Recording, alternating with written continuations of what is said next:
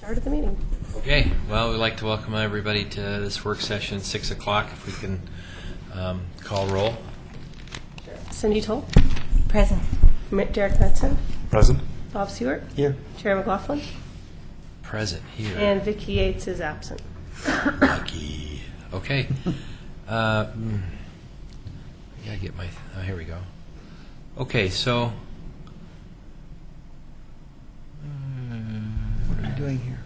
call to our, okay, so our, I guess our training, 13-014 legal training presentation with Assistant Attorney Carrie Richter. Thank you, Chair McLaughlin. This is partial presentation that we've also do at the Planning Commission about Oregon land use laws and other aspects to the land use process, but we've also attacked on some historic preservation legal issues. And Carrie Richter is here to make a presentation and let her know if you have any questions, and she can let you know when the best time to ask questions would be. Thank you, Christina. My name is Carrie Richter. I work at Garvey Schubert Bear. I am the Assistant City Attorney with Ed Sullivan and Bill Weisman and Jennifer Brager. And I get this wonderful duty because I am also the chair of the Portland Landmarks Commission, and I have a master's degree in historic preservation, so I know a little bit about what you guys are up against. And I want to talk a little bit about quasi-judicial land use procedures, and those are when you have to review an application and apply the criteria and talk about some hypotheticals that may or may not come up when you are reviewing a case. I know Chair McLaughlin and Board Member Towell have been on the board for a while, so you all are probably pretty familiar with all of the hoops that we have to jump through. Board Metzen, are you new to the board? About a year. A year? And then, how do you say your last name? Seward. Seward. Welcome. Are you brand new? To second year. Great. So I don't come to very many historic review board meetings, so I probably come to one a year. And you know, the reason why is because historic review decisions are appealable to City Commission, and so there's a chance for a second set of eyes to review those decisions. But I do come to some. So let's jump in. I want to leave the door open for you to ask questions. Tell me that, you know, you want to go off track and talk about something else. I think that the slides that we're going to show were in the packet, so I'm sure you've had a chance to review them, and we'll just jump in. There are a couple different levels of legal limitations on decision making in Oregon City, and some of them become more relevant in some circumstances than others, but I just wanted to lay out the framework.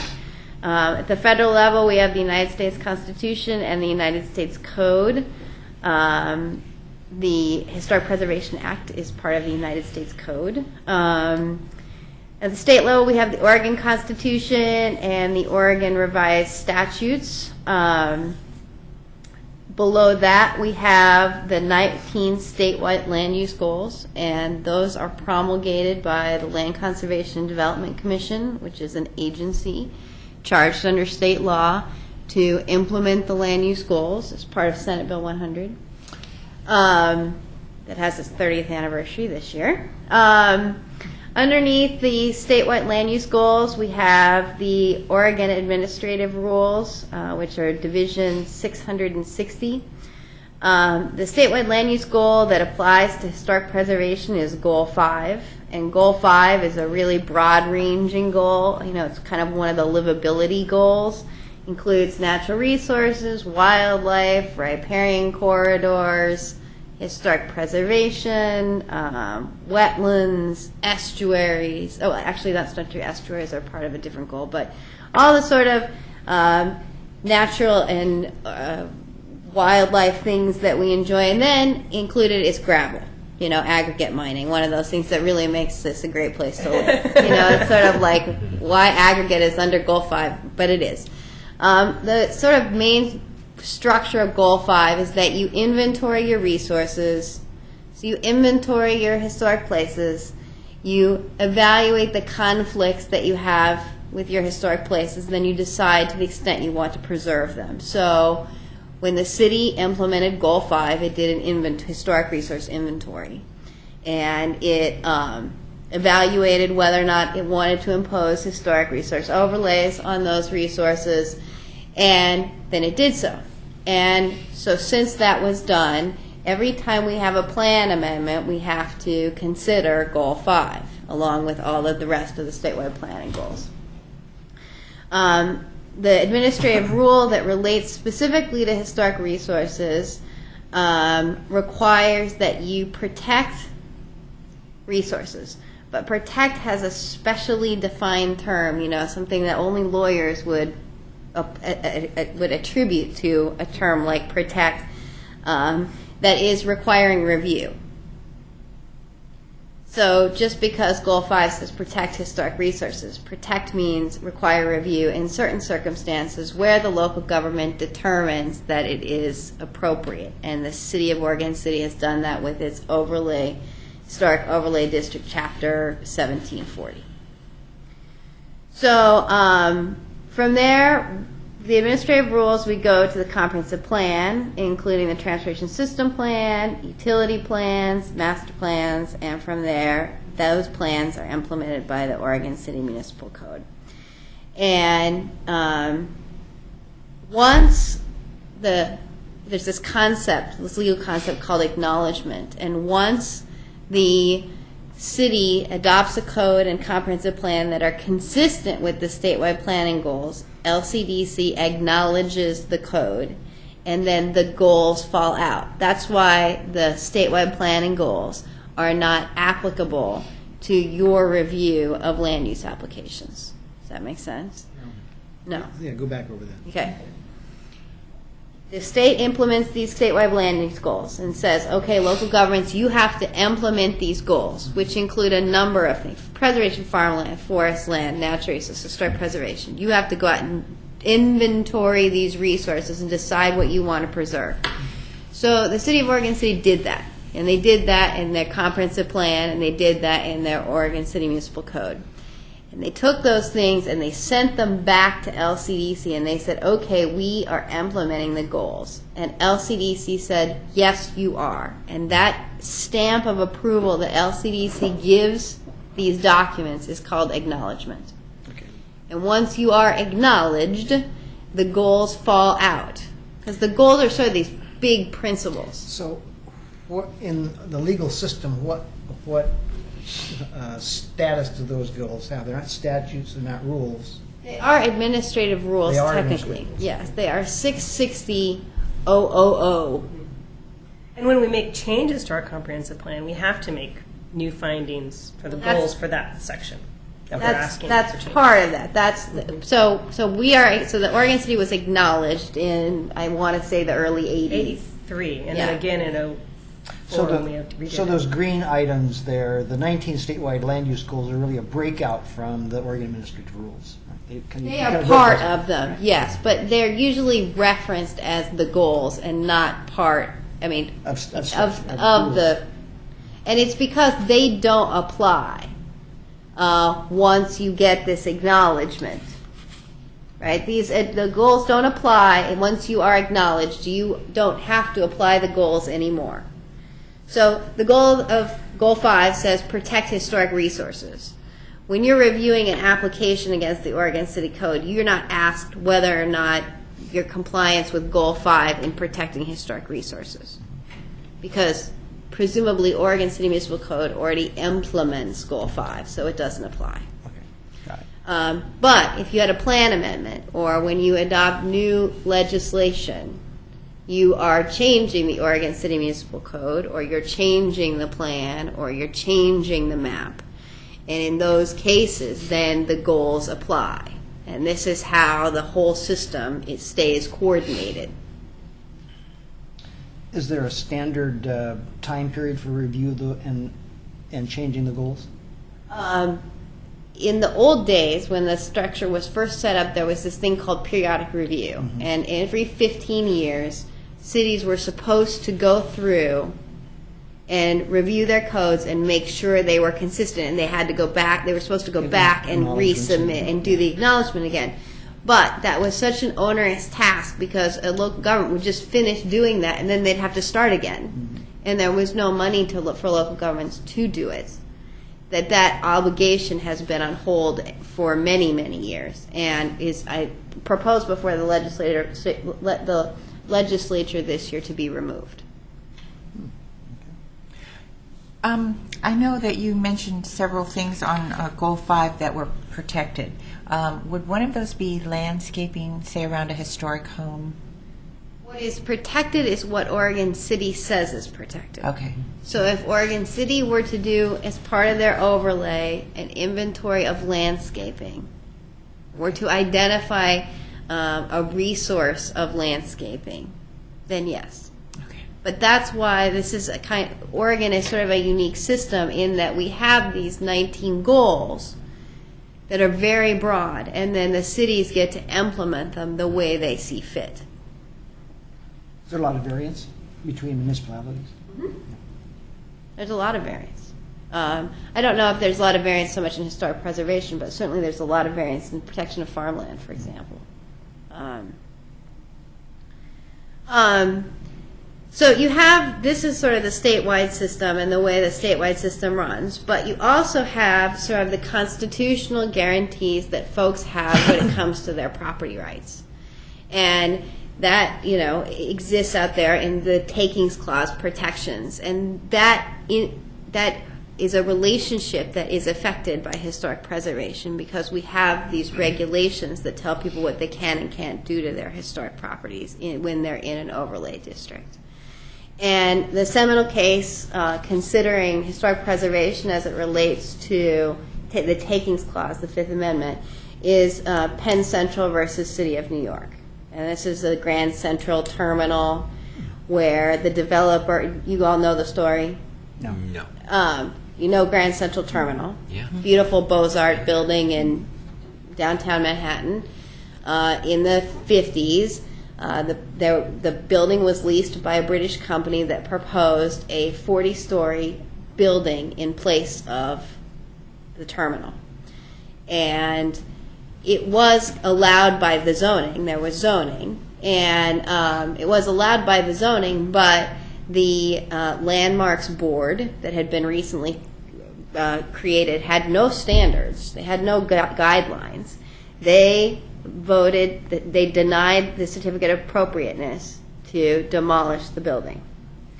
And so the developer came back and said, okay, we'll put a 20-story building on top of, and this is, sort of the late 50s modernist glass box. They're going to put that on top of this beautiful Beaux-Art building. And they, again, denied the certificate of appropriateness. And so the developer or the property lessee, this British company, appealed that to the appellate court in New York and then the U.S. Supreme Court, saying this was a taking because they were deprived of the economic use of their property that other property owners who can build skyscrapers are entitled to. And they should be treated the same way because they were not able to build at the height that the zoning code allowed. And what the Supreme Court said is that there's this three-pronged test for determining whether or not a takings occurred. And the three prongs are the economic impact on your property, the interference with your investment-backed expectations, that is sort of what you knew when you got into it. In this case, this lessee company had leased the property 6 months before they proposed this alternative. They knew they were leasing something unique. They knew they were leasing a beautiful, I don't know how tall the Grand Central Station is, but it's probably not, 5 stories, 6 stories. They weren't leasing a 20-story building. And the character of the government action, in other words, what kind of regulations the local government has in place when it pursues this? In other words, what's the purpose served? And so there's this three-pronged sliding test, and the Supreme Court said that in this case there was no taking because this developer did not exhaust all of the alternatives it may have for getting an economic return. In other words, it tried to tear down the building. It tried an application to tear down the building and build a 40-story building, and it tried an application to put a 20-story building on top of the existing building. But that is not all of the alternatives that are out there. And so that was part of it. The other part of it was they still had an economically viable building. I mean, it may not have been the return they had hoped for, but that was the they could get some return. They were getting rents presumably from the tenants in the stores and those sorts of things in the station. So that is the outcome of the case, and where that leaves us, and again, this case was decided in the 60s, and there has not been a historic preservation-related Supreme Court case since. And what that says, I think, is that this sliding scale is very fact-based, and every case is its own. It stands on its own merits in this sliding scale. And there's another case that follows this case called Lucas versus the North Carolina Coastal Commission, where the Coastal Commission wouldn't allow Lucas to have building permits on a spit in North Carolina that was subject to hurricanes. It was one of those barrier islands. And in that case, the Supreme Court said Lucas had suffered a taking because he had no investment-backed expectations left. He had nothing he could build because they wouldn't give him a building permit to build anything. And so if we use that case as guidance, very rarely will there be a case that a building that say we require to stay within the district, or we require that we say that it can't be demolished. I mean, that's not what we have with this code. But if we were to say that, it would be a very rare case that you would have no investment-backed expectations, where you would just be wiped out and you couldn't use the house for anything. And so with that as guidance, we know we can go forward and regulate aesthetics fairly broadly, so long as we have standards that guide our decisions and we make findings that are well-reasoned and do not deprive people of every investment-backed expectation. So we only have 15 slides, and we probably use 15 minutes. So,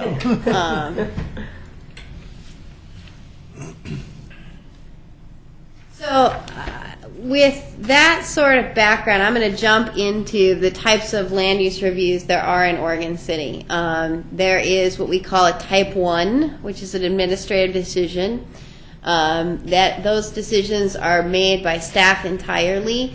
There is no discretionary determinations. So, for example, building permits, where the question is, does it meet the height? Does it meet the setback? These are quantitative evaluations that staff makes without exercising discretion. So there's no notice, there's no hearing, there's no appeal. Type 2 decisions are sort of limited discretion decision making. Those are cases where things like design review, where staff has some criteria that they have to apply in terms of locations of openings and materials and those sorts of things. And those include notice to the neighbors and an opportunity for written comment to staff. And then you have a planning director decision and the appeal to the city commission.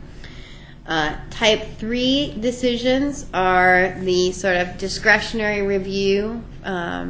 These are the sort of quintessential quasi-judicial hearings that Historic Review Board, all of the decisions Historic Review Board reviews are these Type 3 decisions. Are you okay?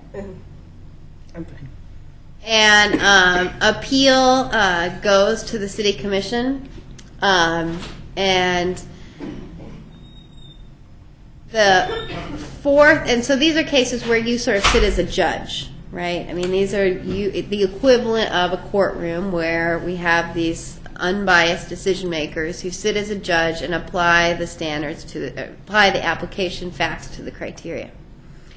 And then the type 4 decisions are legislative decisions, and these are the political decisions. And these are plan amendments, zone changes, and they require notice in a public hearing by the Planning Commission with a recommendation and final decision by the City Commission.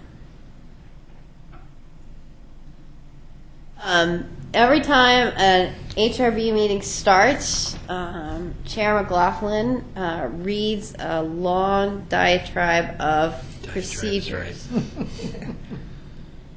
of disclosures, and they are required by state law. They're not overly conservative city attorneys sitting around dreaming up things that we need to protect the city. What you have to read is prescribed by state law, and they include disclosing that a list of the applicable criteria is available, that a staff report has been prepared, and it has to be prepared 7 days in advance. It includes the statement that the testimony must be directed to the criteria. 3 of the most important things that it includes are a notice that failure to raise an issue before the HRB precludes raising that issue at the Land Use Board of Appeals. And it's really important because this is how we narrow the issues when we go through an appellate process. I said all appeals of Type 3 decisions go to the City Commission, and the City Commission is the final reviewer. But the City Commission's review is on the record, meaning it is subject to the evidence that has already been presented to you. And that's why it's really important that you are really deliberate about receiving evidence and giving folks an opportunity to respond to evidence. Because you are the evidence-taking body, and there is nobody else to do that. Once it goes to the City Commission, the review is on the record, so the City Commission only reviews things that were presented before you, and then if you take the decision beyond the City Commission to the Land Use Board of Appeals, you are limited to the issues you raised before the HRB. So that's a really important element of what you do and why it's important. The second one, failure to raise constitutional issues precludes an action for damages in circuit court. This is the taking situation that I mentioned. You have to, if you think that there has been a taking, you have to raise it now. You can't just keep it in your back pocket and get denied a permit and then go walk down the hill to circuit court and say, hey, I've suffered a taking. That wouldn't be fair to the city. And that would have to be presented to this board. That's correct. It would have to be presented to this board in the first instance. And what I've seen happen lots of times is people aren't sophisticated enough to say, I think I've suffered a taking. They come in and say, I don't have any other choices. Mm-hmm. And, whether or not that would be sufficient to preserve an issue with folks representing themselves, it probably would. So I don't want to be overly legalistic and say if somebody doesn't use the word Fifth Amendment taking, they haven't preserved the issue. But it's something to keep in mind. And you have a right to an impartial tribunal. Let's talk a little bit about that impartial tribunal requirement.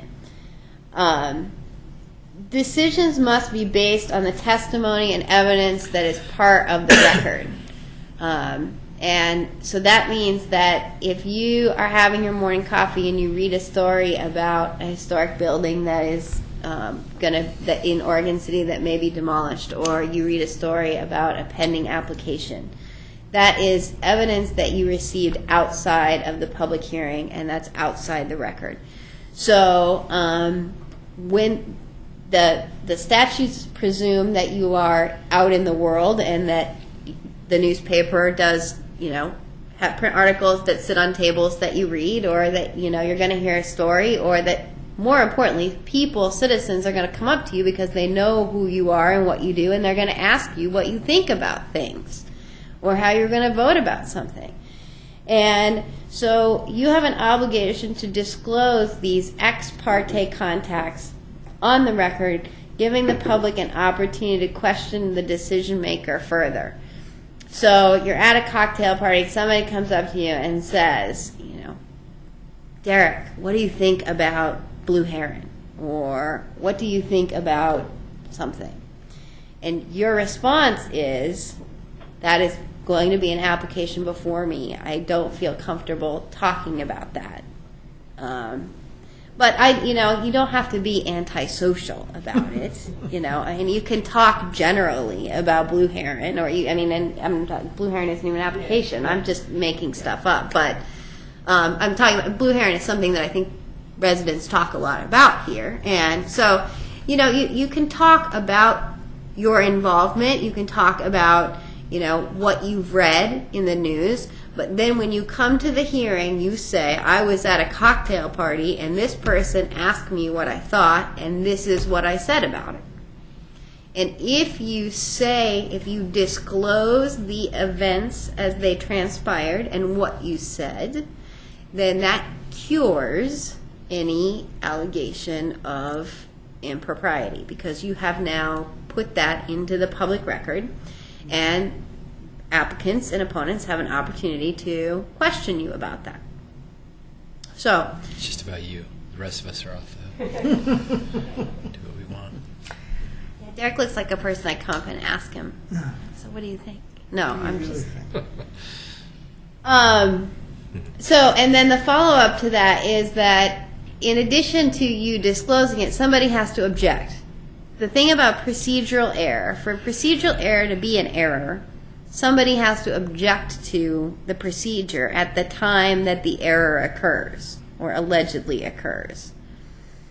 So, if there's nobody in the audience, I'm not saying you don't need to disclose your ex parte contacts, but if there's nobody in the audience, there's no reason to ask the audience if they have any concerns. And, we don't need to be overly legalistic. We have to be pragmatic and practical about what we know to be the case. But that would have to be stated for public record that no one's here, Yeah. just so that nobody comes back. Is there an opportunity for someone after the fact to question whether you disclosed or not? After the record's formed? No. After the record's closed, the record's closed. And that's part of the reason why people ought to come and participate. There is a right to a continuance, and we'll talk a little bit about that. But somebody would have to make that motion to exercise it. It's not automatically given. The other thing about this sort of impartial tribunal, and I, again, don't mean to belittle the importance of what you're doing, but this decision is reviewed by the City Commission.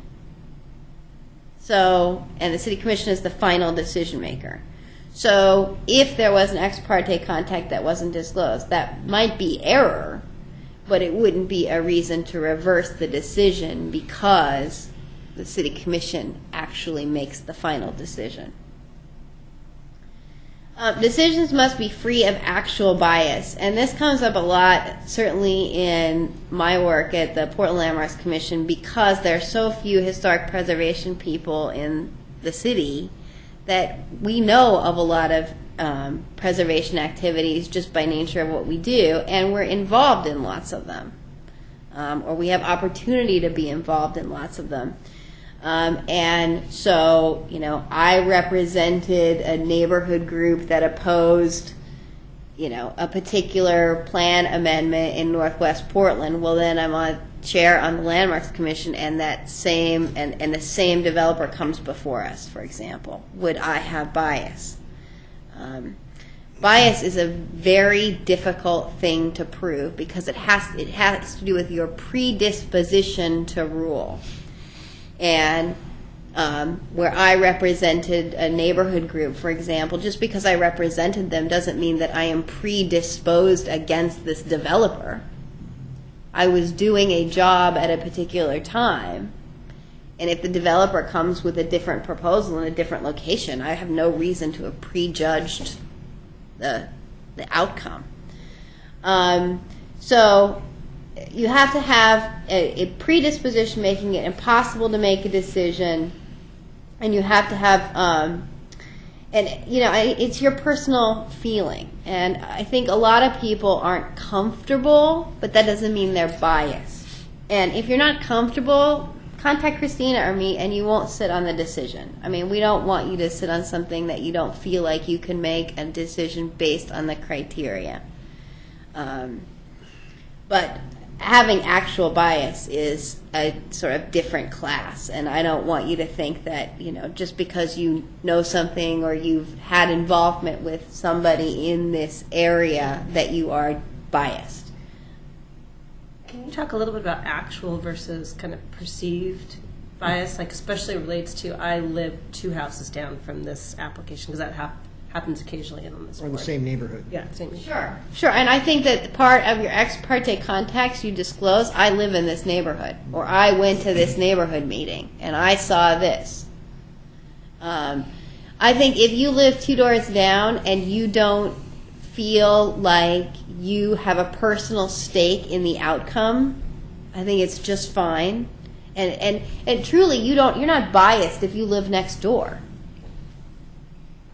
Legally, it's the question. It's your personal perception of whether or not you can make an unbiased decision, and that's the legal standard. Maybe there's a perception of bias, and the perception of bias is you live 2 doors down. You go to every neighborhood association meeting. You have spoken about this particular project before.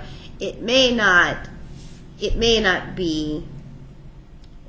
Proprietarily, it may not make sense for you to sit on the decision. And again, that's a personal decision that ought to be made with you and discussion with Christina and our office where appropriate.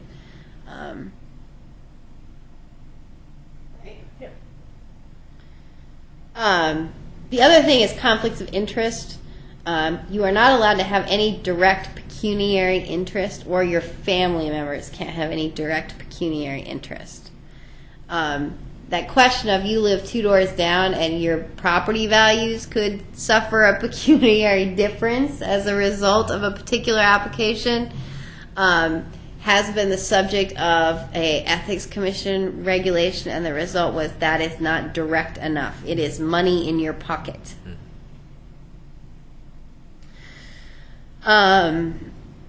Potential conflicts of interest, those are kind of the same thing. Talk to Christina about it, and we'll just sort it out on a case-by-case basis.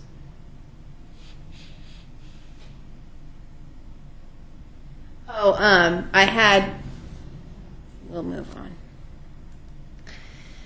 on. We talked a little bit about staff report being available 7 days before the initial hearing. The way the presentation is usually run is the staff will give an oral report first, and then the applicant has an opportunity to testify. From there, we hear from interested parties, proponents and opponents of the proposal. It is within the chair's discretion to impose time limits. My recommendation is usually to decide what those time limits are before you get started. After that, you have the applicant's rebuttal, and any time during the initial hearing. An initial hearing means the very first night you hear something, not initial hearing like the whole number of hearings that it takes to resolve a matter. Anytime during the initial hearing, a party may request a continuance. And if a party requests a continuance, the board has 2 choices. They can continue the meeting to a date certain and resume the proceedings where the commission left off, allowing additional testimony with rebuttal, or you can leave the record open. And there's a procedure for leaving the record open to allow folks to submit written testimony. And we call it sort of a 7-7-7. It's based on 7 days. So you leave the record open for 7 days for all parties to submit whatever they want. And you leave the record open for another 7 days to let all parties respond. Then the applicant, because the applicant bears the burden of proof, they have to show the criteria is satisfied. They get the last word. in written oral argument only. They do not get to submit new evidence. So procedurally, how do you handle those three elements, those three set periods of 7 days? Do you have to have a meeting after each? No. What we do is we set up a schedule. So if the meeting, an HRB meeting's on the 1st, we say by 5 o'clock on the 7th, you have to submit your written evidence in response. And you have till the 14th at 5 o'clock to get to Christina your response evidence. And then the applicant has until 5 o'clock on the 21st to get the final argument in. And then the HRB would meet on the 28th of that month. So Christina's flying around handling all the paper. She handles all the paper, and then she gets it out. She makes arrangements to get it out to you. The good part about the 777 approach is that you don't have to have another meeting except for to deliberate. You see what I mean? If you have a continuance, you have to stop and you have to start where you left off, and you have to. So theoretically, you're spending more time in a public meeting. The bad part about the 777 is that in total time, it takes more time to complete that process than it would if you had a continuance, because in a continuance situation, HRB meetings happen once a month or every 2 months? Twice a month. Okay, so you could, I guess it wouldn't be that much faster. Yeah. On a staff level, the first one's a lot easier. Well, it is a lot easier. The continuance is a lot easier, but I don't really, when I'm a board member and even the city attorney, I don't like it as much because I'd rather see things in writing. You have a lot more time to think about it and digest the material than if people just get up and speak to you and then they expect an outcome. If a party requests a continuance, can they later withdraw that in the same meeting? No. Okay. No. Once a continuance is requested, it's requested. Even if they drop it. They say, Even I if they no drop, longer want it. if they state that they withdraw or Well, I mean, theoretically, once a continuance is requested, the meeting should stop. But that's usually not how we do it as a practical matter, because we have people in the audience who came and they didn't know the continuance was going to be requested. So usually my recommendation is a continuance is requested. We say, okay, we will continue the hearing, but we are going to hear from all the people who are here, so these people don't have to come back again. yeah. But it's up to the HRB to choose what option they want. That's correct. The person requesting it doesn't get to choose. As I mentioned, the hearings record is the record is created at the HRB, so it's really important to be clear about what's in and what's out. And it's most important in the digital age where we have people bringing PowerPoint presentations, and I think staff has done a pretty good job of making sure to collect those. But people who bring photos in hand and they want to hold them up and show them, or drawings, it's important for the chair to say, do you want to put that in the record? And if the answer is yes, they got to leave it with Christina. And that can be a bag of gravel. It can be, I've seen it be all sorts of models and all sorts of things where, because those become part of the record and those go to LUBA. And so we have an obligation to keep the record and know what's in it. Oh, Christina, this is not good with the time, is it? Quickly, public meetings law. You probably know that we have to have a majority or a quorum of the members to make any decisions on quasi-judicial hearings. That doesn't mean you have to have a quorum in order to have work sessions or talk about legislation or anything like that, but you do have to have a quorum for a decision. Public meetings are public record, so they're recorded, and the tapes are made available. Almost anything that is submitted in writing, emails or anything like that is a public record. So keep that in mind when you email about any particular application. I don't mean to discourage you from emailing each other, but it's a public meeting when you email all of you together. And, that's unfortunate, but it is. And certainly all of those emails are discoverable. So. When you say that the general rule, does that mean there are exceptions? There are exceptions, but they're quite. We go down in the weeds a little bit to.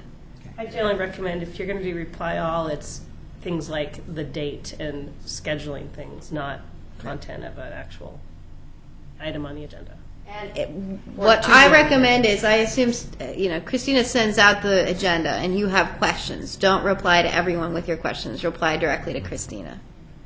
I think we're With pretty your good about that, questions. aren't we? You're pretty good. Okay.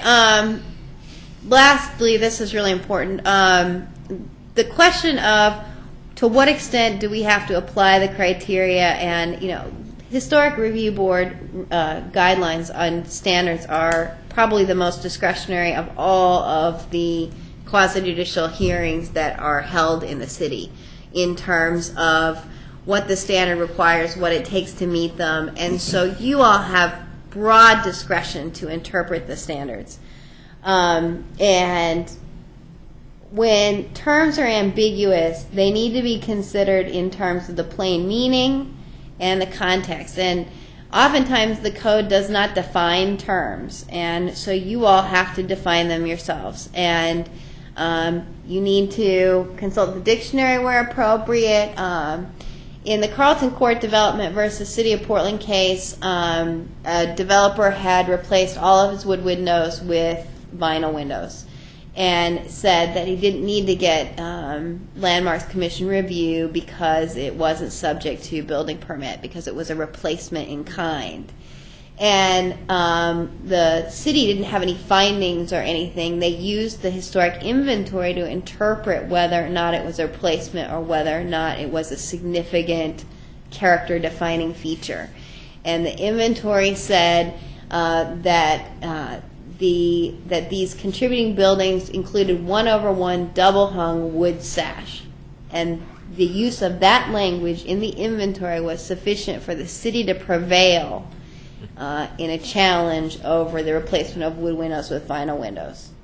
So again, you're looking at the plain language, applying the plain language, and the inventory, I think, is a key element because that's why you thought it was significant.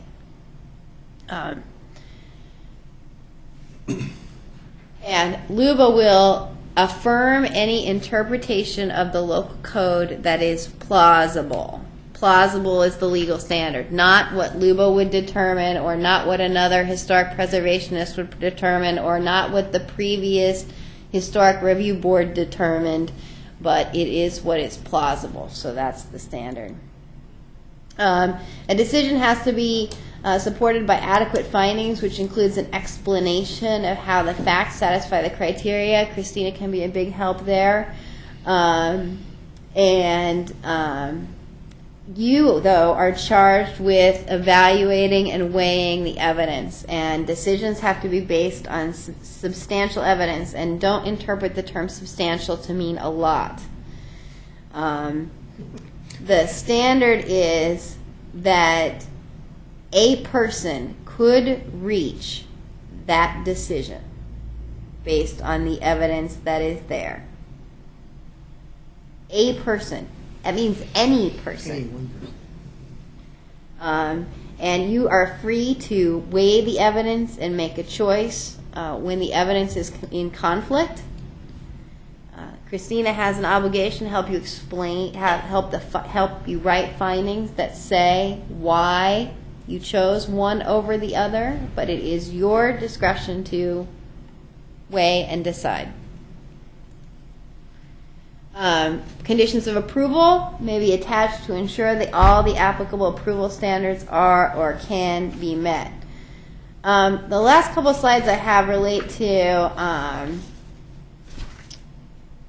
National Register and historic preservation more generally. Do you want me to? I'd say we go for it because we only have we can start at 7:05 if we need to. For the I don't want to cut into your dinner. Okay, the National Register of Historic Places is a list of structures suitable for preservation by the federal government, and it qualify, if you're on the National Register, you would qualify for incentives including preservation grants, tax credits, the ability to convey historic easements, and you're eligible for relief from building code standards. What is most important about National Register listing is it places no obligations or limitations on building use. It is not the National Register that subjects properties to Chapter 1740 of the code. We talked about it's the fact that the city has inventoried these buildings and imposed the overlay on them. So it's a different animal entirely. And oftentimes they are confused. In the city of Portland, interestingly enough, if you are on the National Register, you are automatically subject to the overlay. But that was written in Portland code that got that It connection. is. It is. But it's interesting that it's different. Yeah. The Historic Overlay District applies to historic districts, conservation districts. I was surprised to know Oregon City is one of the few cities in Oregon that has conservation districts, landmarks, and historic corridors. And there are a couple purposes. There's about 8 purpose statements, and most of the regulations go back to these purpose statements. I think some of them are interesting. Improving property values is something you don't often find in a purpose statement list for historic preservation. I think it's very interesting that energy conservation is one of the reasons we promote the use of historic districts, because I think that the link between energy conservation and preservation was kind of really big in the 70s and kind of lost, and is now kind of making a resurgence. And so it's neat that it is contained in the purpose statements. It's also interesting that the purpose statements include cultural values and social values as well as just plain architecture. There are lots of cities in Oregon that just focus on architectural contribution and not the cultural contribution of the people who lived in these resources. So just some interesting tidbits. Another part of the historic preservation program in Oregon relates to Oregon Revised Statute 197772, which requires owner consent before a local government can allow any form of historic property designation to be imposed on a property. And so in order to create a district, for example, in Oregon City, all of the property owners would have to consent. And what is most interesting to me about this is 3 days ago, the House Commission on Rules introduced House Bill 2949, which would repeal ORS 197772. What I'm hearing is it has legs, so I don't know. I don't know where it will go, but this is one of the reasons why local governments are reluctant to do things like historic resource inventories, because it stirs up concern that the local government is likely to regulate something without owner consent. Has there ever been a case where the municipality has somehow overruled a refusal to consent? No, but there has been a case, the Hillsborough Hospital case, that related to subsection 3, which is a local government shall allow a property owner to remove a property from a historic government designation that was imposed on the property by a local government. That section was, the Hillsborough Hospital was going to be removed from the City of Hillsborough protection as a historic resource. And a neighbor who wanted it preserved said that the historic property designation was never imposed on the property, rather the owner of the previous owner of the hospital consented to it being placed on the property. And so this subsection 3, did not apply. And LUBA agreed with this neighbor And so we know that this subsection 3 to remove the designation only applies when the owner has consented or the previous owner in interest has consented. So other than that, no. And it's really surprising that this section doesn't come up more often, really. I think most people don't know it exists because it exists in ORS 197, which is the land use zoning section of the code, and not the historic preservation section of the code. Section 106, additional limitations on public properties. There are additional review obligations imposed for the use of public-owned lands. Any federal agency action or state and local action using federal funds where if activity would affect a historic site must comply with Section 106. And Section 106 requires documentation about how the activities will impact historic resources. And minimizing those impacts or mitigating those impacts, it doesn't mean don't do the project.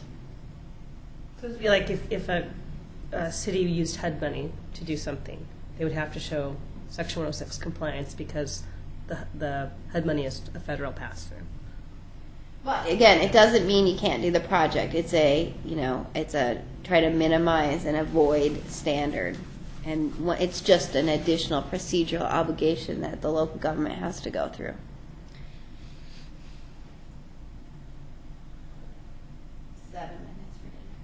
Any questions? Ask me some questions. Can I get a set of your overheads, of your slides? Sure. I think they were emailed to us. Were they? Yeah, there's a link, unless you want the PowerPoint version, and if you want to email me tomorrow, I can get Okay, that. yeah. And then there's the PDF of it's online.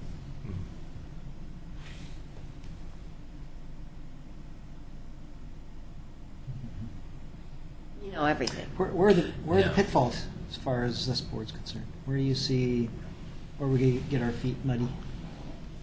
Well, I think that it's the close calls. I think that the removal of the house from the landmarks inventory was a close call, where you had a house that was had been altered. It maybe and it was a bungalow, and there are lots of what was it, an 1880s bungalow, small, Like 1890 something, yeah. smallish, and you got to, and it's the last of a particular neighborhood where the neighborhood's been demolished by a freeway. Mm-hmm. So it is the last one in a neighborhood. So that is significant. Mm-hmm. But is the character lost? And I think it's that question of the individual resource. Are you saving the resource, or are you the structure itself, or are you saving the district or a neighborhood? And that's where the inventory is so critical, because I think the inventory is what describes what is important. Is it the landscaping, or? And also, doesn't the livability factor come into that as well? For a house to be not really a good place to live? Well, I think that's part of that. That is certainly a criteria in the purpose statement. When you were talking about de-designating it, that was one of the factors. And I think it goes to that question of, I don't think it's so much is it a good place to live, but the quality of the life. The quality, what is the sort of the investment-backed expectations kind of thing. And then, then I think that there was the question that came up in that proceeding about what did she know when she bought it? Mm-hmm. Yeah. She knew she was buying the last house in the neighborhood the neighborhood is going largely commercial and industrial. Mm-hmm.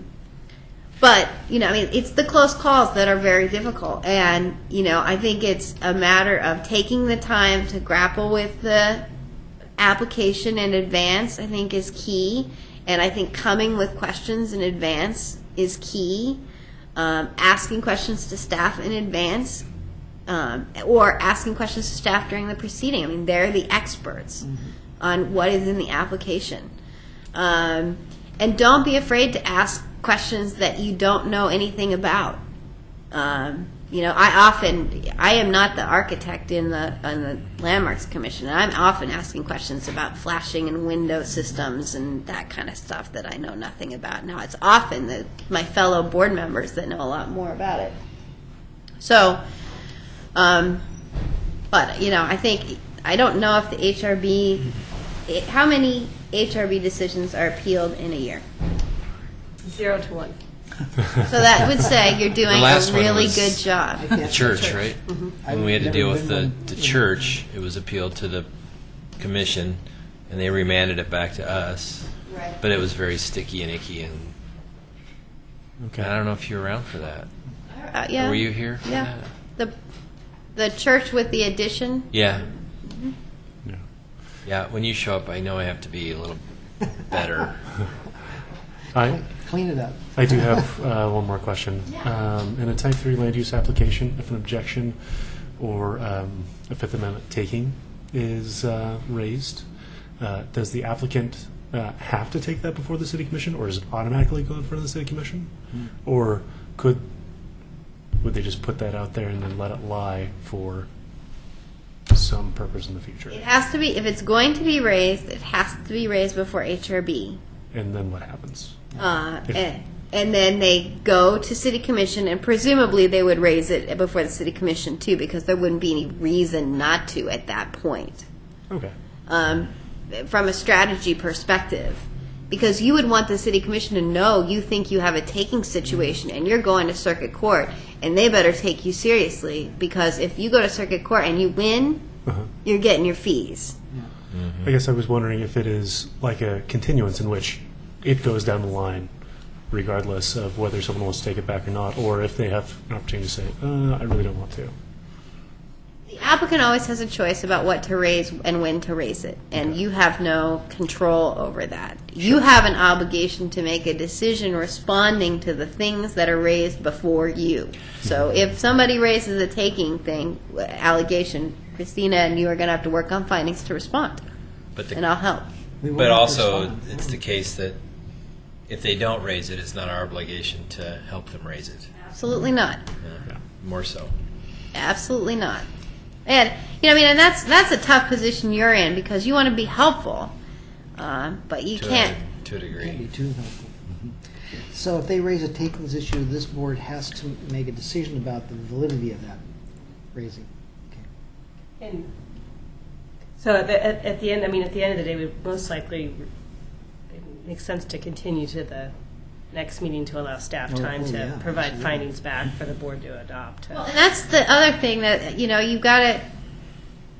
I try to be careful about drafting decisions from the dais, because there's an opportunity for error, and it's a much safer course in where things are controversial to take a continuance. You have the right to continue any hearing you want. Nobody has to request it to have it happen. So you are certainly free to tell the applicant, look, I am not clear about how you're going to deal with X, Y, and Z. Go back and re-look at it, and we're going to come back in a month and talk about it. Or you deliberate for a while and you see that, this isn't going the way staff recommended that it go, and you say, Christina, I'm going to take a straw poll here, and we're going to, once we know what the outcome of that straw poll is, we're going to go back and draft some different findings, and here's how I want the findings to go. Or you can make a decision, and then Christina goes and drafts findings and comes back with findings too. The key thing is it's the written decision that goes forward, not your oral deliberation that carries forward to the City Commission. Right. Well, good. Well, does anybody else have any other questions for Carrie? No. No, that's very helpful. Thank you. Yeah, I appreciate it. Very good. Well, and if you think of anything else, you know where I am. I am just an email or phone call away.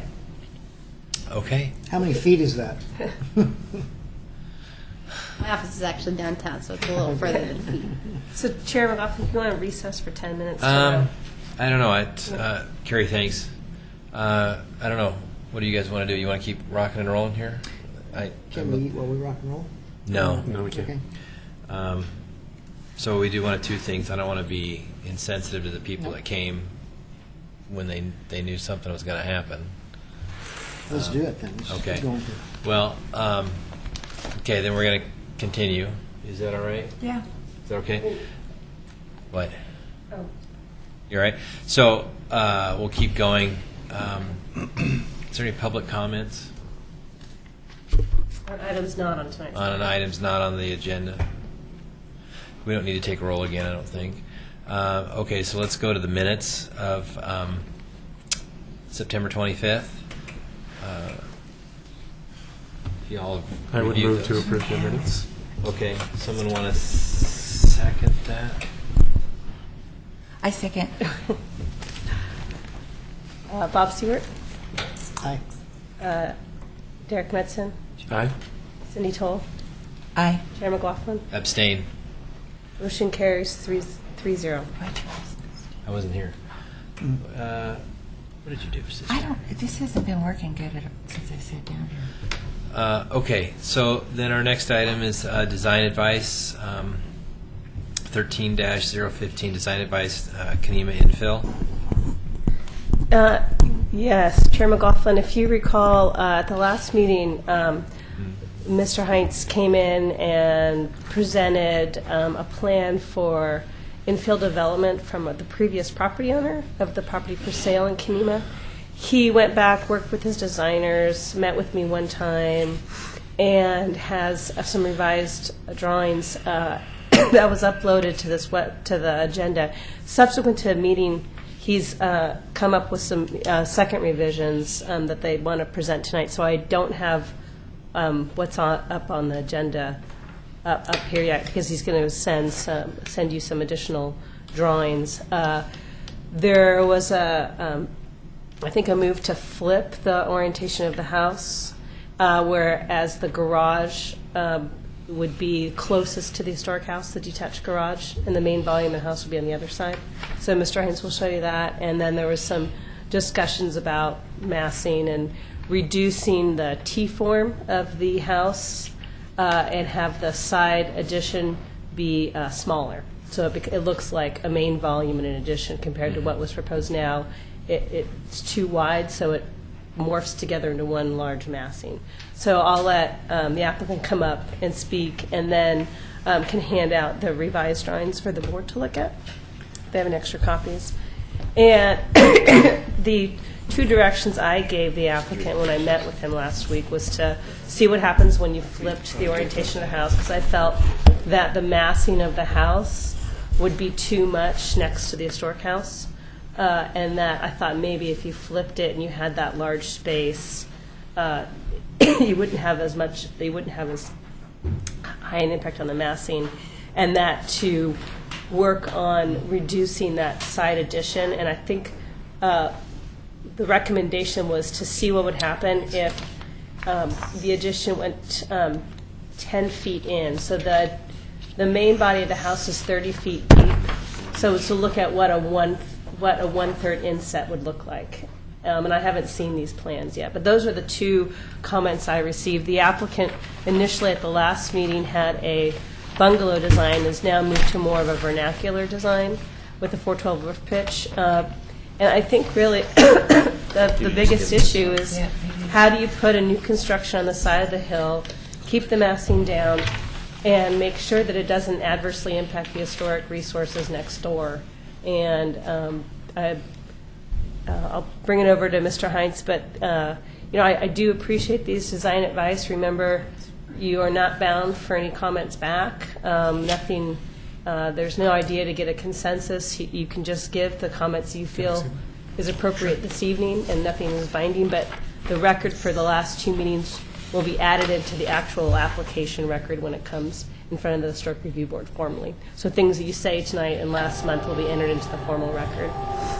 And I know we have Mr. Post here from the Kanema Neighborhood Association. I know Mr. Heinz was looking at talking with the neighbors, and I can let him speak on where that's gone. I don't need to.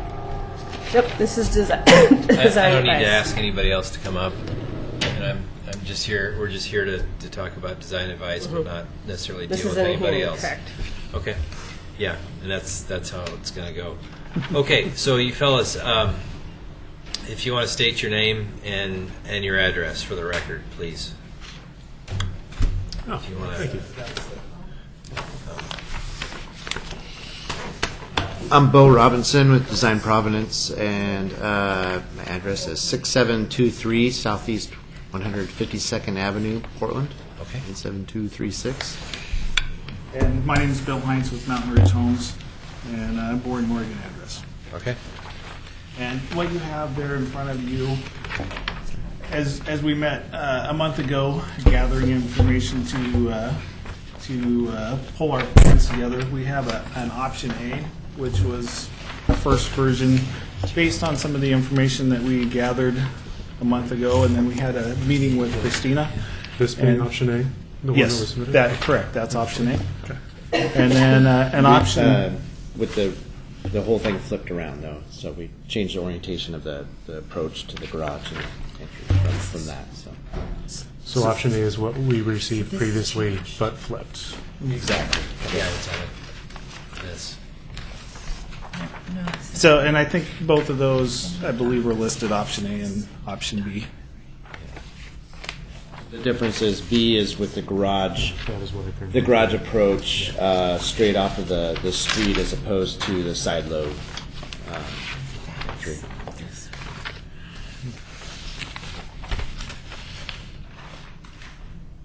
The old house is on the left side as you're looking at the street. Yeah. With your back to the street, yes, it's to the Yeah. left. That's what I remember.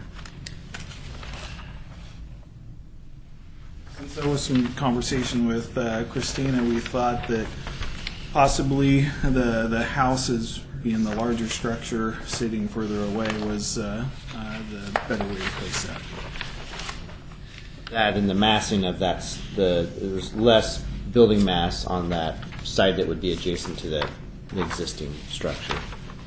With this, with the garage on the left side as opposed to the right. So you got a breezeway connecting to the garage? Correct.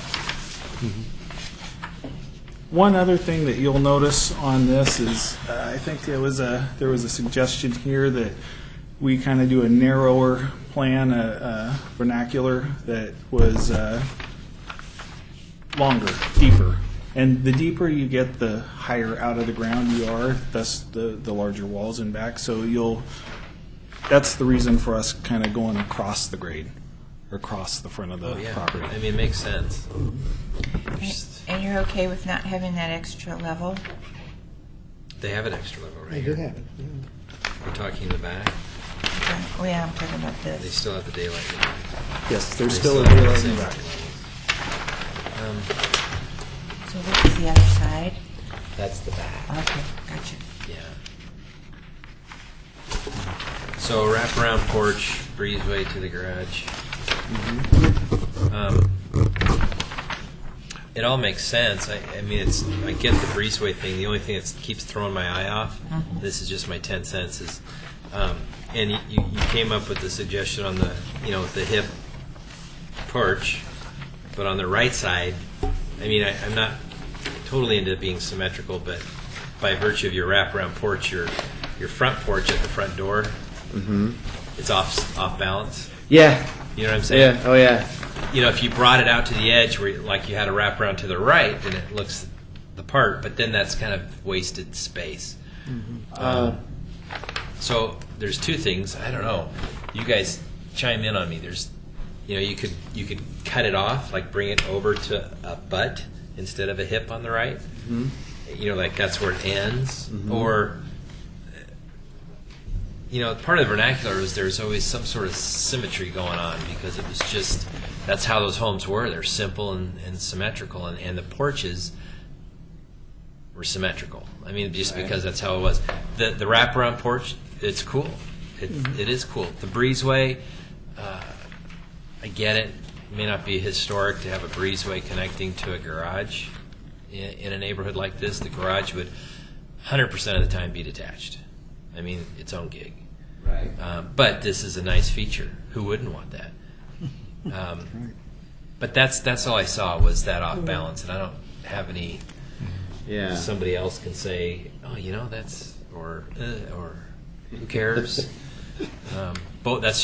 That's the first thing that hit me from an aesthetic point. Yeah. The dash line on the elevation, this one here, is that the existing grade line? That's an approximation of the existing grade line. Yeah. So you're adding fill but not cutting into the site? Well, there would be some cuts for just the foundation itself, to get a level pad for that. But yeah, the plan would be filling to a certain extent on the front. The level, how much we do, is still a little bit an estimation. But Is there any retaining wall, anything that you're going to cut in and to create instead of having things slope down into the house? Yes. Ultimately, what my goal is, if this is a principle of a house plan that meets everybody's acceptance, then we'll go out, shoot grade, and have actual elevations to see how this truly fits on the lot. Yeah. And at that point, we'll know how everything works exactly. And yes, we'll make use of retaining walls. We'll try to make the side walls as inobtrusive as possible, by backfilling as much as we can and keeping the grade up. My thought was if the balance of cut and fill is even, perhaps the house is pushed into the earth a little bit more, then the backside won't look quite as imposing. And when you draw some landscaping in the back, you bring it to us next time, just show us the height of a tree adjacent to it or what some shrubs might look like. And I think that would help to illustrate how that's softened up. I do agree with the porch, that it's offset and that looks a little wonky.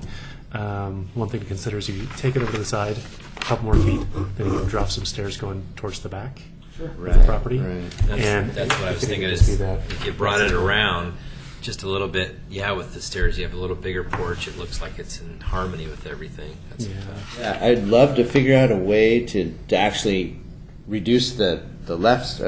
Make sure I got the right orientation here. Yeah, the left. If you're looking at the front, the left portion of the porch, so that had that symmetry, more in keeping with the style. But I'm trying to figure out how to keep some connectivity on the porch there. Well, you could, how, like right here, how it's set back. Right. You could take it to that point and take it so it's equal. And is that what and then just cantilever that deck over and then stairs? Yeah, no, that's definitely. I don't know if it starts to get wider looking by doing that. A little bit. No, because see, you're only coming out maybe 75-80% here. But if you just took this point over to the same place, it's not dramatic. You're saying not go the same distance out, but just enough Where? to. Sorry. No, it's okay. I got you. You want to use a pen? No. Just that point is right here. I think if you just slid this over, Right. it would make all the difference in the world on symmetry and proportion. Right. But you don't see it. No. I'm asking, do you see it? I think that's a pretty easy fix. I would love to see. I mean, the houses I've seen in that period, actually, a lot of times those porches don't go out past the. They don't sidewall. because they also don't wrap around to an addition. Right, and so that's my. I'd love You to created see a problem that you have to fix Right. somewhere else. If you got rid of the wraparound porch, it's a no-brainer. Yeah. So, but that's an acceptable approach. Would be to pull out the other side so it's equal. Yeah, because does it look off to you? You're the one who drew it. Does it Oh look yeah, exactly. I'm trying to still, I guess, absorb the concept of vernacular because there's kind of some. It's interesting. It's supposed to have the sense that it's done in a functional manner based on the time as far as things were done to get to a certain point, and a lot of times they did things additionally afterwards to grow or whatever. So, Well, that's what the left side of the house is. I mean, a vernacular, vernacular Right. has such a broad term like bungalow, but it has to do with, it could have to do with religions. That Right, I they looked it build up, certain and it's things. pretty interesting, pretty broad. So But yeah, I think what John is saying is correct. It's like you plan the main body of the house to meet the vernacular standard as we define it in our design standards, and then the addition is added on, and then you can kind of come up with how you want to connect the addition, but you start with kind of the main volume as the Exactly, traditional yeah. volume. And in all cases that I've studied, when a house is this main body, invariably they always start there, and it's all symmetrical, the porch. Right. Then they always create that T addition. It never has a wraparound porch. Right. But it's always that addition. You'll always find that pretty much across the country. But as I say with I can see vernacular, a certain faith would have a certain type of architecture that would be vernacular to them. So, I definitely understand what you're saying. We can get balance and symmetry, and so that's something that we can Yeah. definitely work on. What does the board? I mean, does anybody want to comment specifically on massing and your comments? Because I think Yeah. a lot of these can be resolved issues. Yeah, but these are the just large aesthetic pictures things. are. Have they? it's kind of cool. Have they designed this new construction to a level that you feel that it in a non-binding way that they've addressed, your massing concerns? I feel like they have. I think it's the against the hill enough to where it isn't. the main body in option A. I might regret this later by saying this, but if that was moved up a foot, I think it would resolve the main body as opposed to the addition coming off of it. So this looks just a little too squat as opposed to this. Now, as that comes up a foot, you go around the back, and all of a sudden you're getting the back that's already high and higher. Right, yeah. But I will say this is the main elevation, and as I'm looking at option A, the proportions are off, and it should be at least a foot higher.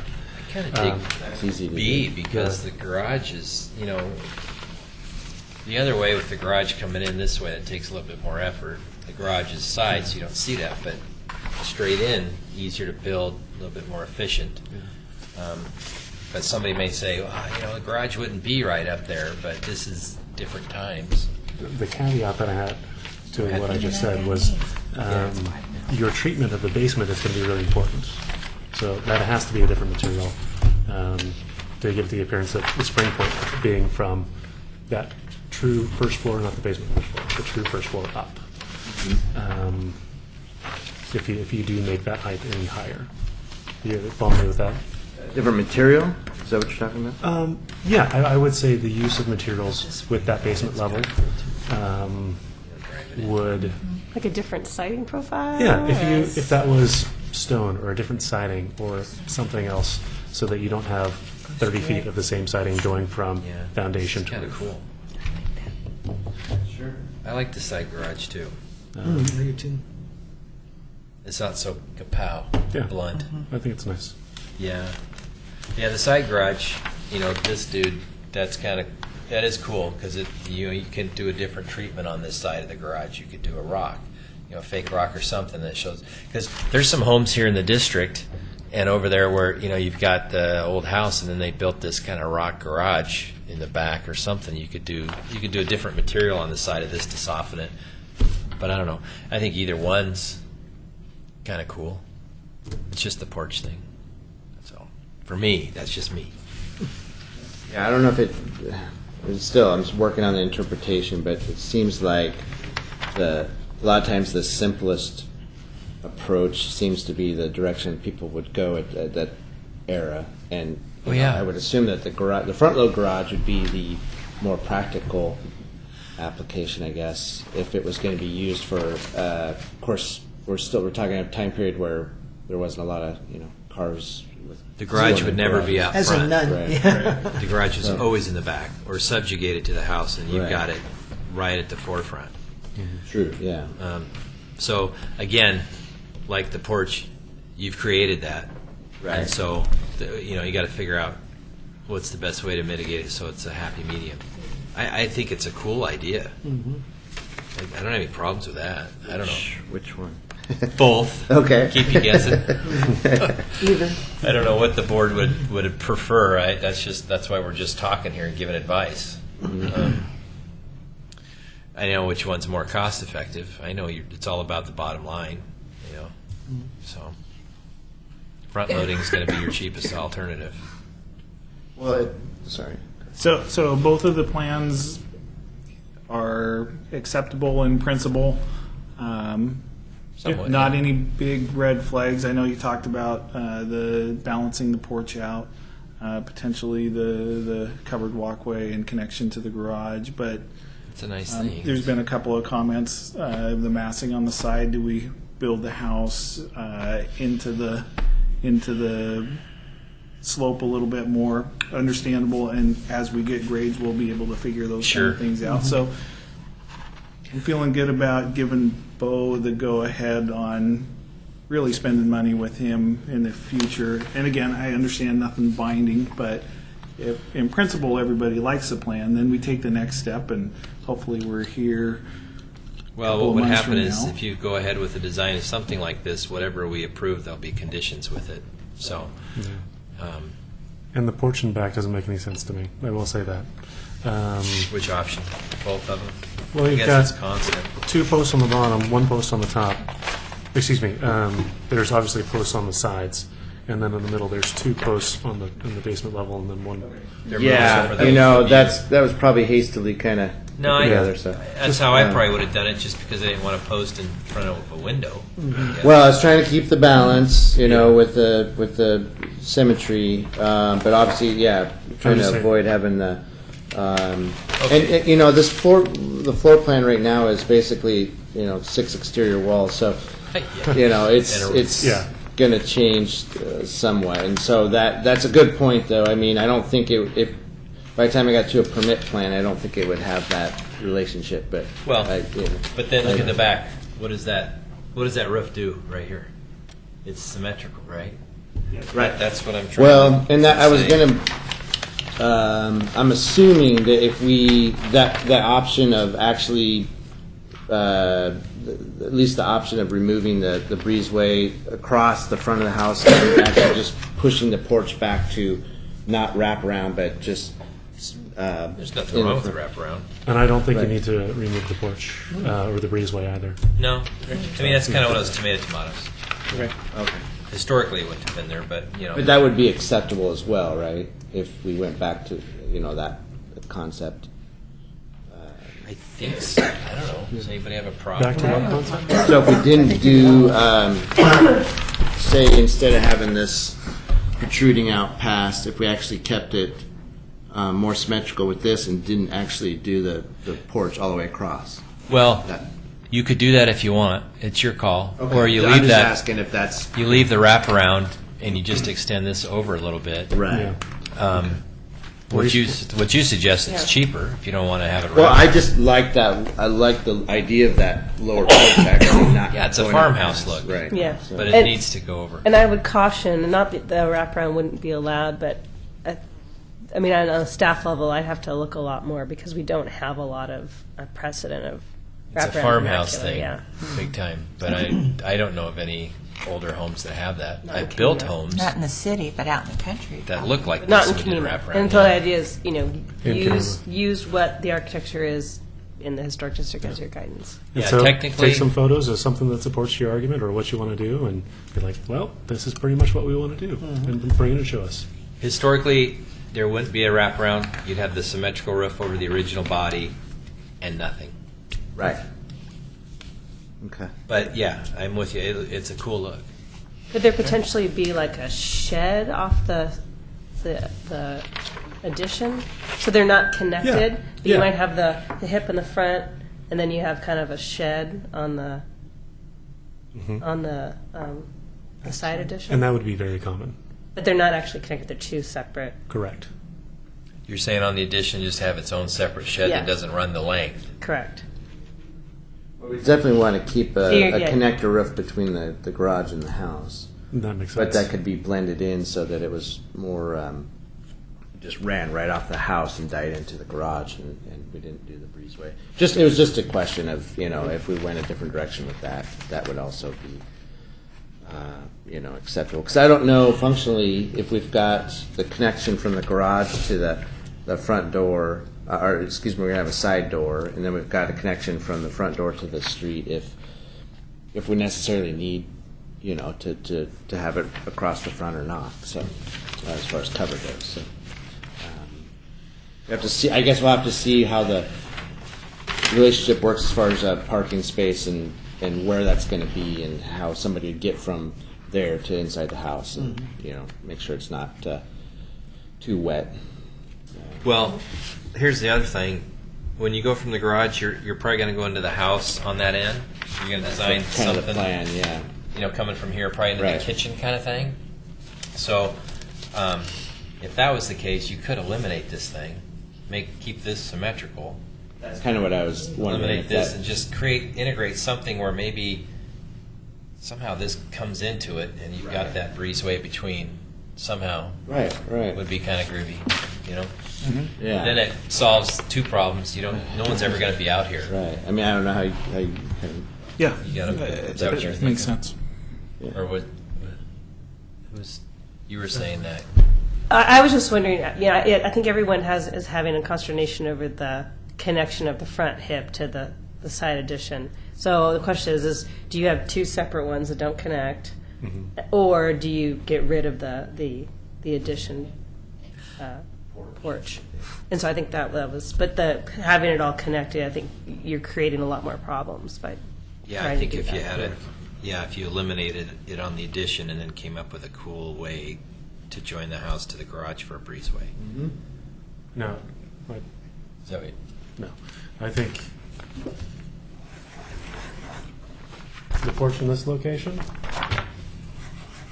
and in front both make sense in elevation and plan. It's this piece. That's we're another discussing. thing. Yeah. We could just So- look at Bringing it back in, don't wrap it around, just coming off like you would. I mean, the piece on the side of that front projection is the part that I'm It's questioning. throwing I'm not everything saying off, it's not a right. question. I'm just saying I'm questioning it. Yeah. So that's for you guys to resolve.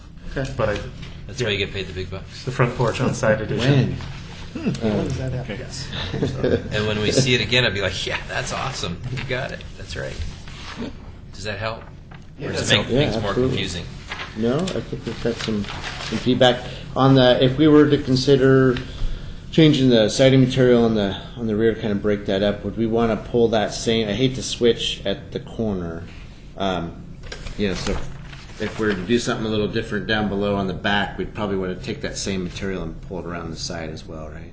Yeah. Probably put a belly band or something just to give a separation instead of this ginormous wall of hardy. What would they have done, with what you guys have seen as far as a different, if we were to do our, our basically our lap on the main body of the house, what would have another material have been? Well, if you look in any part of from like 5th Street to like 2nd Street or whatever, there's a lot of older homes from the teens that are just that, and a lot of them have a shiplap siding, and then they'll have some sort of a decorative scalloped shingle or a patterned shingle in the gable. Invariably, when I was looking at a house for sale that needs to be pushed over, I was looking at other houses comparable, and they all had the same that same look. Like a builder came through and did 4 or 5 of these back in the teens. So that in that gable, something would probably happen. If you get too fancy, it'll start looking like a Queen Anne. Exactly, yeah. Yeah, you don't wanna want get the queen, ornate, but there's and, different options there. You don't want hardy everywhere, but And a change in siding would make it look like a Queen Anne. I think it's a lot of the No, if additional it gets detail. too fancy. Right, yeah, it's in the right. back. You've got those big walls of. I know what we Like a do drip- one of nowadays, those switch drip it things to with cement. to batten board or something, but that's not Yeah. acceptable. Maybe I- a bend. It would be interesting to do just to see what a simple of a siding reveal difference it would be, and then kind of see what that does for you, and then. But you know- I do worry about. I mean, vernacular doesn't have those. Oh, yeah. What you mentioned was bungalow solutions. So kind of. But just- if you saw that style, but the thing is, back then, on a house like this, they would have poured concrete all the way up, and then they would have started had the a level. drip line It would- from the siding. Yeah, they'd have a belly band with a drip line, but it would always be Stone, concrete. or CMU. Yeah, that's right. But anything historically on a slope was always a solid material up to that level. Okay. But that's cost prohibitive Yeah. for building. Yeah, So- absolutely. So look at a way Interesting. to differentiate in siding and probably color. Okay. So you have a lot of leeway in how you do that. You say that that's something that should be done. Drive around the neighborhoods here and Yeah. give you some more inspiration on those gables or change of. So that's all I can say. There are some houses around that are kind of on some hills here that look around. Yeah, And- we'll definitely do that. And if when you guys come back, it's just like what Derek says, is you're going to have pictures. Bring some pictures or something that's part of the record that you have something that's comparable to in this neighborhood or elsewhere. That would be Okay. helpful Yeah, make to sure back it's in up what you're Kenema. doing. Okay. Yeah, because you're going to have a couple fellas here next month that are going to voice their opinions on this from this neighborhood. So. And if you don't have a specific answer on this, no problem. I just what would have typically been used for deck railing material, something like that. Just a real simple. You know what? If this is at ground level, it would be nothing. Right. I'm talking on the back. On the back, There are a lot of options, but typically you'd see a 2x2 or something similar to that. Just very Okay, simple. just a real simple. but you know what? I restored a porch in the Alameda neighborhood last year. I recreated it to the T, but it falls in line similar to nicer handrails I've done, where it's a 5/4 by 3 on the bottom, a 2x2 picket, to another 5/4 by 3, and then a 2x4 on top of that. It's very simple, and that's formal. It's not a cheese ball railing, but it's nice. You have to take a 5/4 by 4 and rip it to 2.5. So And where you oftentimes run into trouble with matching historic railings is the distance between Spacing, supports. yeah, Is the days are significant, gone. 'Cause, yeah. you're like probably every 5 feet on center at Right. max because of code. yeah. So that kind of messes you up. It sounds like we have a basic plan that everybody's more or less in agreement with. So with that, I know, Bob, you offered that your house come and is take a look. there, and I know Paul talked about his house as well. So now that I have a basic print that I can look at and then go look at the specific applications of different people's homes and the rest of the homes in Kenema, I definitely now take that next step and with the detail with Bo of start taking those applications and putting it on the plan. So I hope we've given you enough to, but yeah, get those guys. Go talk to them. Get them on your side. Yeah. That's the key. And then this isn't a geologic hazard overlay, so it's one of those chicken egg things. You got to figure out what you're building before you can work with your geotech Yeah, so and you your may not structural. be So they're seeing kind of this at for a this couple point months. now where they So can. it could be a couple months before they're Yeah. back. Yeah. Okay. Alrighty. Anything else, fellas? I think You're that'll good. do it. Okay. Well, thanks you for coming very in. much. Thank you. 2 advices is all you get. Okay. See, that's it for the 2 day. meetings. All right. Thanks. That's all I have. And we're not doing the public hearing. No. So we actually we have to vote for formally it, continue this HR 1301 into the March meeting. So I need Okay. a Does someone formal want to make a motion on motion. I will move for a continuance of that? Second. Second. 2 seconds. He's not done. Of He's not moving PC yet. 13-013 HR 1301. All right. We have a second, so let's have a vote. Bob Stewart, Aye. Derek Henson, Aye. Cindy Toll, Aye. John McLaughlin. Aye. Motion carries 4-0. Is there anything else before the board before I adjourn? No. We are adjourned. I would like to have the slides.